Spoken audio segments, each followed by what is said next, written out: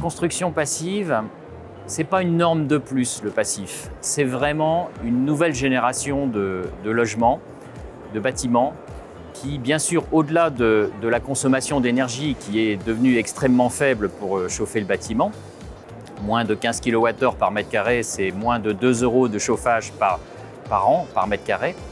Au-delà de ça, c'est vraiment des logements qui ont un confort radicalement différent, un confort thermique exceptionnel parce que l'homogénéité de la température est parfaite. Il fait la même température tout près des fenêtres, au fond des pièces, en haut des pièces, au niveau du sol. Le sol est chargé à la température de la pièce, donc on a une espèce de douceur du confort thermique exceptionnel. C'est ce qu'on appelle le confort scandinave.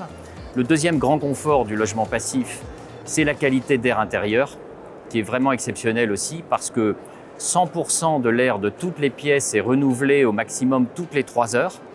Et tout l'air que l'on respire, qui a traversé une VMC double flux, est filtré par des filtres passifs, l'équivalent des masques que l'on porte en ce moment.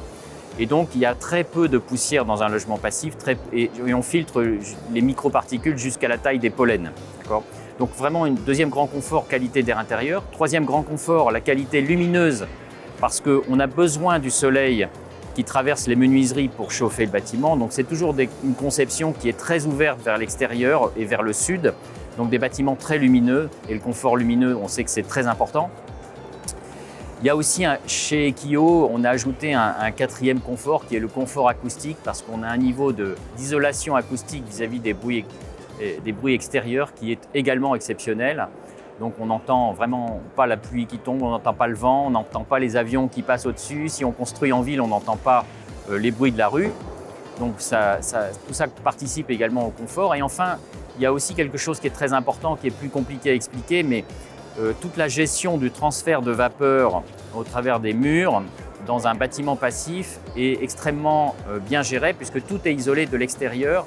Et donc, toute la structure du bâtiment est intérieure à l'isolant et il n'y a pas de point de rosée il n'y a pas de pont thermique qui fait que la structure reste toujours parfaitement saine, parfaitement sèche et parfaitement durable. Donc, c'est des bâtiments qui ne s'usent pas. Le bâtiment passif a une longueur de durée de vie qui est bien meilleure qu'un bâtiment classique. En conclusion, un logement passif, c'est un logement à très faible charge, très faible consommation d'énergie, mais aussi c'est un confort exceptionnel de vie.